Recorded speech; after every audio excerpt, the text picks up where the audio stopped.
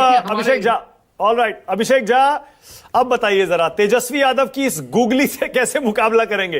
2500 रुपए कह रहे हैं, जल्दी अनाउंस करिए, आपने कुछ किया ही नहीं अभी तक। ये तेजस्वी जी की तरफ से एक फुल टॉस गेंद है जिस पर हमारी टीम ने फिर से छक्का जड़ दिया है। मानक जी, सिर्फ अगर जुमलों से, सिर्फ वादा कर देने से, सिर्फ एक शिगुफा छोड़ देने से कोई अगर सत्ता को पाले तब तो हो गया। तेजस्वी जी 2500 क्यों दे रहे हैं? 5000 दे दीजिए, आपकी सरकार तो आएगी नहीं। सबसे खास बात क्या है कि तेजस्वी जी की ना सरकार आएगी ना इनको ये देने का मौका मिलेगा। अब जरा टेक्निकल एस्पेक्ट समझने की जरूरत है। बिहार के लिए आज ऐतिहासिक दिन रहा। 3,16,3.16 लाख का जो हमारा बजट है, करोड़ का बजट पेश हुआ। और आप देख सकते हैं कि जब से नीतीश जी ने सत्ता संभाली है तब से जो बजट का आकार है वो 13 गुने से अधिक बढ़ा। शिक्षा, स्वास्थ्य, रोजगार, हर क्षेत्र में सरकार ने जो फंड्स है वो एलोकेट किए हैं और इससे लोगों में खासा उत्साह है। अब चले आते हैं तेजस्वी यादव जी के वादों के पास। पहले ये समझना जरूरी है कि देश में एक ट्रेंड स्थापित किया गया। बहुत सारे हमारे विपक्ष के लोगों ने इन चीजों को एक टूल की तरह इस्तेमाल किया। आपने देखा कि दिल्ली में जब आम आदमी पार्टी ये चीजें कर रही थी तो लोग कहते थे कि कभी ये सत्ता से बेदखल हो ही नहीं सकते हैं, लेकिन इनका राजनीतिक आचरण जब जनता ने पहचाना और जब एनडीए की तरफ से भी अपने मैनिफेस्टो में चीजें इंक्लूड की गई तो उसका परिणाम आपको परिलक्षित हुआ और किस तरह से एनडीए की सत्ता वहां पर आई। और बिहार का जो परिवेश है वो टोटली अलग है। देखिए, विपक्ष की कोई और दल क्या वादा करते हैं नहीं करते वो अलग की बात है, लेकिन तेजस्वी यादव जी या उनकी पार्टी अगर वादा करते हैं कि हम रोजगार देंगे तो बिहार के लोग पहले यह सवाल पूछते हैं कि भाई नौकरी के बदले जमीन कितनी लें। तेजस्वी यादव जी या उनकी पार्टी की का जो इंप्रेशन बिहार के अंदर है वो लेने का है। ये लोग जनता से, लोगों से, कार्यकर्ताओं से कुछ लेते हैं, देते नहीं है। इसलिए अगर ये शिगुफा छोड़ना चाहते हैं, अब जरा टेक्निकल एस्पेक्ट समझिए ना।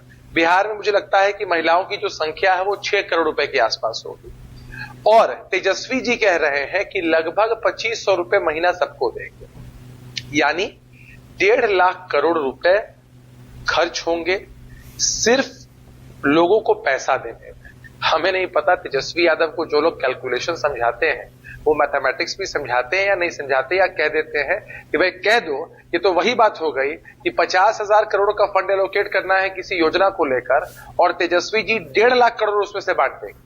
मतलब तेजस्वी जी की जेब में 50,000 रुपए हो तो तेजस्वी जी कह रहे हो कि हम 1.5 लाख निकालेंगे जेब से और उसको बांट देंगे। अब तेजस्वी जी को इतने धन की अगर जरूरत पड़ेगी तब तो जो पुराना अपहरण उद्योग था, पुराना जो उनका सिस्टम था धन उगाही का, वो सिर्फ बिहार ही नहीं बल्कि अन्य प्रदेशों में भी स्थापित करना पड़ेगा, तब शायद पैसे आएंगे। अब यहां चले आइए, ये लोग इतनी बड़ी बातें करते हैं कि तेजस्वी जी को इतना पसंद कर रही है जनता। अगर इतना ही पसंद कर रही होती, और कंचना जी ने कितने बेहतर तरीके से बताया, कितने बखूबी बताया कि भाई हमारा वोट, हम तो शून्य पर थे मानक जी, हम 4 सीटों पर चले आए।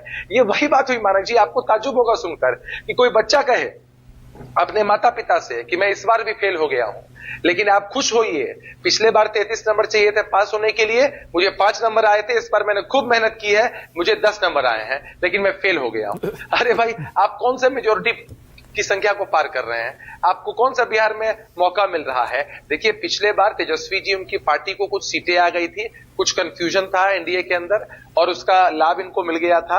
अब चीटिंग से भी कोई विद्यार्थी पास हो रहा हो मानक जी, और ये समझ ले, ये ख्वाब देखे कि अगली परीक्षा हम देंगे तो सीधा टॉप कर जाएंगे, भाई इसके लिए तो भाई अच्छा अभिषेक, देने का मेरा मन करता है। एक सेकंड, मैं आपकी बातों से समझ रहा हूं कि आपकी पार्टी, आपकी सरकार 2500 रुपए की घोषणा नहीं करेगी क्योंकि बिहार के पास पैसा नहीं है, करेक्ट?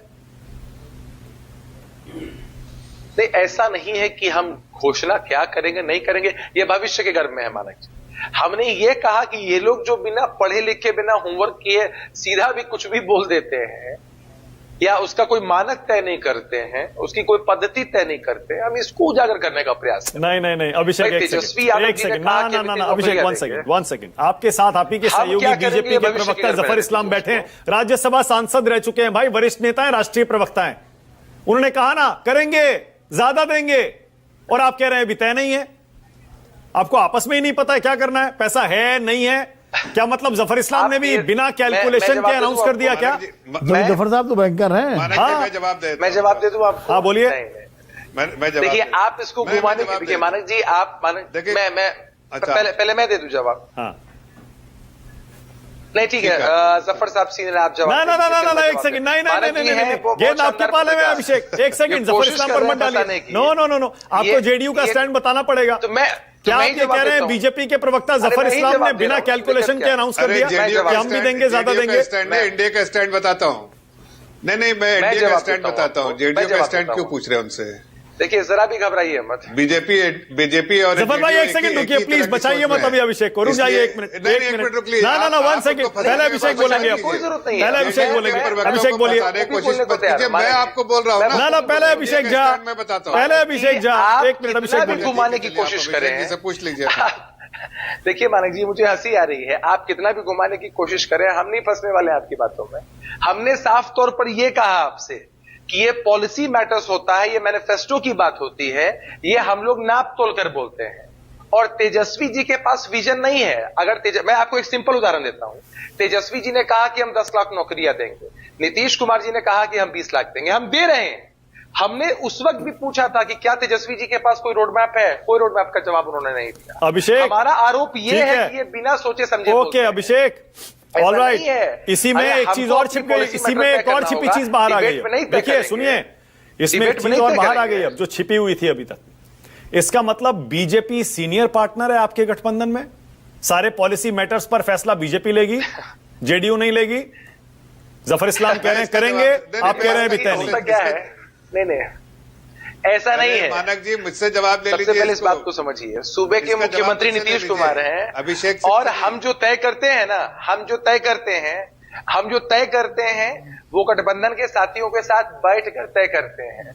और हम ना मीडिया डिबेट्स में या मीडिया ट्रायल में बातों को सीधा तेजस्वी जी जैसा, उनकी पार्टी जैसा बोल नहीं देते हैं। तुम आओ तुमको ये देंगे, तुम अभिषेक तो फिर बताइए, अभिषेक बीजेपी आपके नेता नीतीश कुमार को मुख्यमंत्री प्रोजेक्ट क्यों नहीं कर रही? फिर बताइए जरा, अगर आप कह रहे हैं सब ठीक है तो।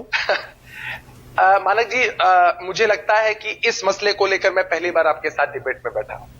विभिन्न चैनलों पर मैंने इस बात को पहले ही दोहराया है, चीजें पहले ही तय हो चुकी हैं।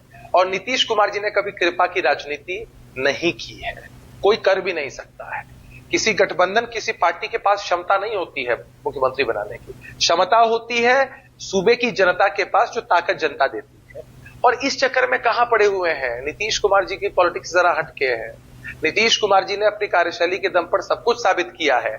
और लाख सवाल पूछिए मानक जी, एक्टिव वॉइस में पूछिए, पैसिव वॉइस में पूछिए, उत्तर एक ही है कि नीतीश कुमार जी के नेतृत्व में एनडीए चुनाव लड़ेगा, जनता आशीर्वाद देगी, 25 से 30 फिर से नीतीश। और मैं आपको बताता हूं, बिहार के 31 जिलों में एनडीए के सभी घटक दलों के द्वारा पहले ही कार्यकर्ता समागम हो चुका है, हो रहा है। अरे पर बीजेपी क्यों नहीं मान रही? 25 से 30 फिर नीतीश, आपने तो नारा तय कर दिया। भाजपा भी तो है।